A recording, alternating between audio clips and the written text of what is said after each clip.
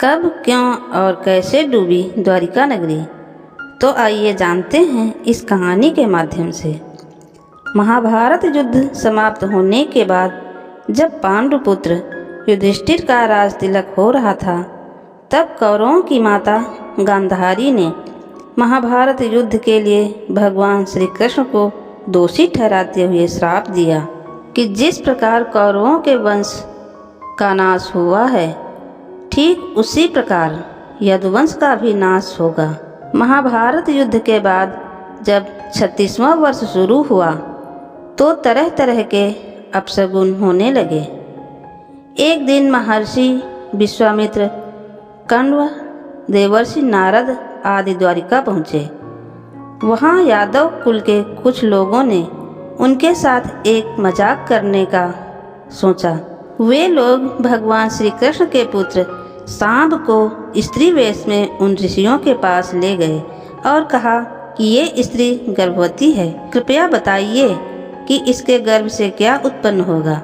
ऋषियों ने जब देखा कि ये लोग हमारा अपमान कर रहे हैं तो क्रोधित होकर उन्होंने यादव कुल के लोगों को श्राप दिया कि भगवान श्री कृष्ण का यह पुत्र वृषणी और अंधकवंशी पुरुषों का नाश करने के लिए लोहे का एक मूसल उत्पन्न करेगा, जिसके द्वारा तुम जैसे क्रूर लोग अपने सारे कुल का नाश करोगे। उस मूसल के प्रभाव से केवल भगवान श्री कृष्ण और बलराम ही बच पाएंगे। भगवान श्री कृष्ण को जब यह बात पता चली तो उन्होंने कहा कि ये बात अवश्य सत्य होगी। ऋषियों के श्राप के प्रभाव से दूसरे दिन ही भगवान श्री कृष्ण के पुत्र सांब ने लोहे का एक मूसल उत्पन्न किया। जब यह बात राजा उग्रसेन को पता चली तो उन्होंने उस लोहे के मूसल को चुराकर समुद्र में डलवा दिया।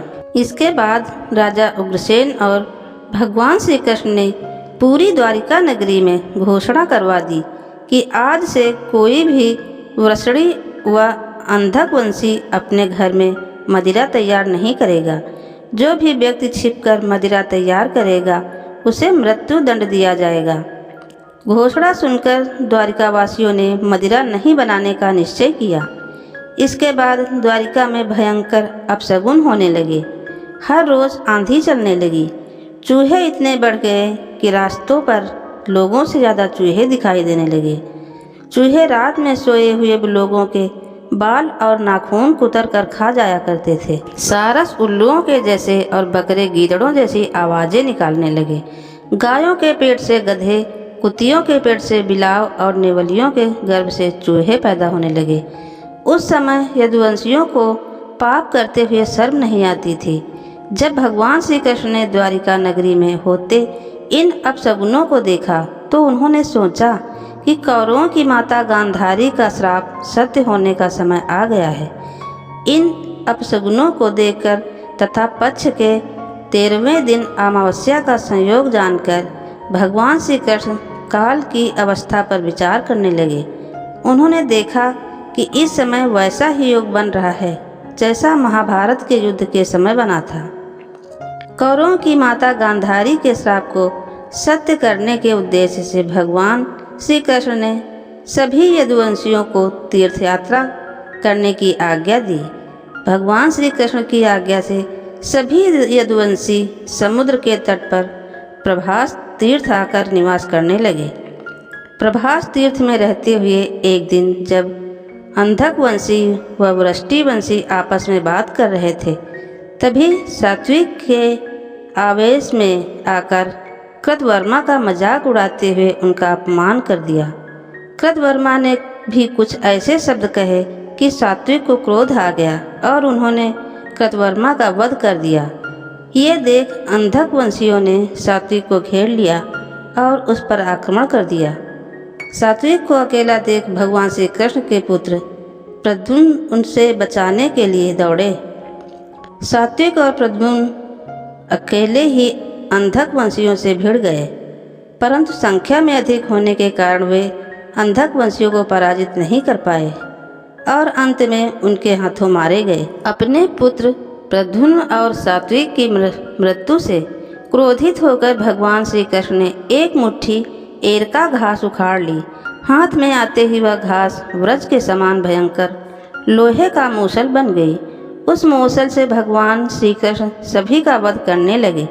जो कोई भी वह घास उखाड़ता वह भयंकर मूसल में बदल जाती, क्योंकि ऐसा ऋषियों के दिए गए श्राप के कारण ही संभव हुआ था। उस मूसलों ने एक ही प्रहार से किसी के भी प्राण निकल जाते थे। उस समय काल के प्रभाव से अंधक, भोज, सिनी और वृषणी वंश के वीर मूसलों ने एक दूसरे का वध करने लगे। यदुवंशी भी आपस में लड़ने मरने लगे। भगवान श्री कृष्ण के देखते ही देखते उनके पुत्र सांब, चारुदेष्ट, अनिरुद्ध और गद की मृत्यु हो गई। फिर तो भगवान श्री कृष्ण और भी ज़्यादा क्रोधित हो गए और उन्होंने शेष बचे सभी वीरों का वध कर डाला। अंत में केवल दारुक ही शेष बचे थे, जो कि भगवान श्री कृष्ण के सारथी थे। भगवान श्री कृष्ण ने दारुक से कहा कि आप तुरंत हस्तिनापुर जाओ और अर्जुन को पूरी घटना बताकर उन्हें द्वारिका नगरी ले आओ। दारुक ने ऐसा ही किया। इसके बाद भगवान श्री कृष्ण बलराम जी को उसी स्थान पर ठहरने का बोलकर द्वारिका नगरी लौट आए। द्वारिका नगरी आकर भगवान श्री कृष्ण ने पूरी घटना अपने पिता वसुदेव जी को बता दी। यदुवंशियों के संहार की बात जानकर उन्हें भी बहुत दुख हुआ। भगवान श्री कृष्ण से अपने पिता वसुदेव जी से कहा कि आप अर्जुन के आने तक सभी स्त्रियों की रक्षा करें, क्योंकि इस समय बलराम जी वन में मेरी प्रतीक्षा कर रहे हैं। मैं उनके पास जा रहा हूँ। जब भगवान श्री कृष्ण ने द्वारिका नगरी में स्त्रियों का विलाप सुना तो उन्हें सांत्वना देते हुए कहा कि शीघ्र ही अर्जुन द्वारिका नगरी आने वाले हैं, वे ही तुम्हारी रक्षा करेंगे। कहकर वहाँ से भगवान श्री कृष्ण बलराम जी की ओर चल पड़े। वन में जाकर भगवान ने श्री कृष्ण ने देखा बलराम जी समाधि में लीन हैं। देखते ही देखते उनके मुख से सफ़ेद रंग का एक बहुत बड़ा सांप निकला और समुद्र की ओर चला गया। उस सांप के हजारों मस्तक थे। समुद्र ने स्वयं प्रकट होकर भगवान शेषनाग का स्वागत किया। बलराम जी द्वारा देह त्यागने के बाद भगवान श्री कृष्ण उस सोने वन में विचार करते हुए घूमने लगे। घूमते घूमते वे एक स्थान पर बैठ गए और गांधारी द्वारा दिए गए श्राप के बारे में सोचने लगे।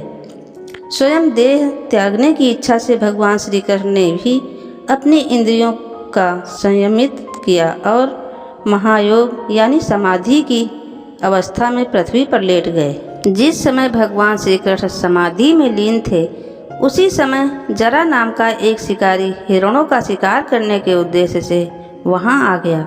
उसने हिरण समझकर दूर से ही भगवान श्री कृष्ण पर बाण चला दिया। बाण चलाने के बाद जब वह अपना शिकार पकड़ने के लिए आगे बढ़ा तो महायोग में स्थित भगवान श्री कृष्ण को देखकर उसे अपनी भूल पर बहुत पश्चाताप हुआ। तब भगवान श्री कृष्ण ने उसे आश्वासन दिया और अपने परम धाम चले गए। अंतरिक्ष में पहुंचने पर देव, इंद्र, अश्विनी कुमार, रुद्र, आदित्य, वसु, मुनि आदि सभी ने भगवान श्री कृष्ण का स्वागत किया। वहीं दारुक ने हस्तिनापुर जाकर यदुवंशियों के संहार की पूरी घटना पांडवों को बता दी। ये सुनकर पांडवों को बहुत शोक हुआ। अर्जुन तुरंत ही अपने मामा वसुदेव जी से मिलने के लिए द्वारिका नगरी की ओर चल दिए। अर्जुन जब द्वारिका नगरी पहुँचे तो वहाँ का दृश्य देखकर उन्हें बहुत शोक हुआ। भगवान श्री कृष्ण की रानियाँ उन्हें देखकर रोने लगी। उन्हें रोता देखकर अर्जुन भी रोने लगे और भगवान श्री कृष्ण को याद करने लगे। इसके बाद अर्जुन अपने मामा वसुदेव जी से मिले। अर्जुन को देखकर वसुदेव जी भी बिलख बिलख कर रोने लगे। वसुदेव जी ने अर्जुन को भगवान श्री कृष्ण का संदेश सुनाते हुए कहा कि द्वारिका नगरी शीघ्र ही समुद्र में डूबने वाली है, इसलिए तुम सभी नगरवासियों को अपने साथ ले जाओ।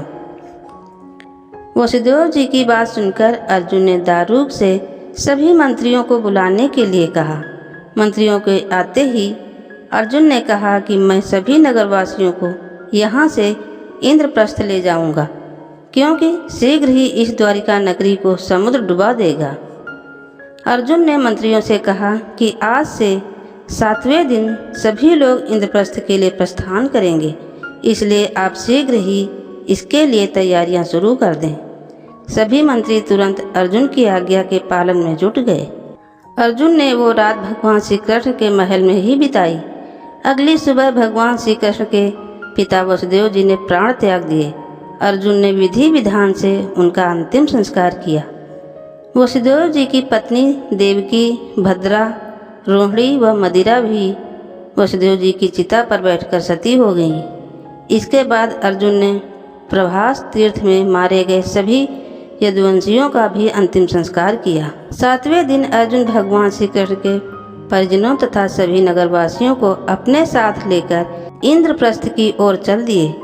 उन सभी के जाते ही द्वारिका नगरी समुद्र में पूरी तरह डूब गई। ये दृश्य देखकर सभी को बड़ा आश्चर्य हुआ और इस तरह कौरवों की माता गांधारी का दिया श्राप यदुवंशियों का कुल के नाश का कारण बना। वीडियो अंत तक सुनने के लिए आपको दिल से धन्यवाद। वीडियो अगर पसंद आए तो वीडियो को लाइक करें, चैनल को सब्सक्राइब करें।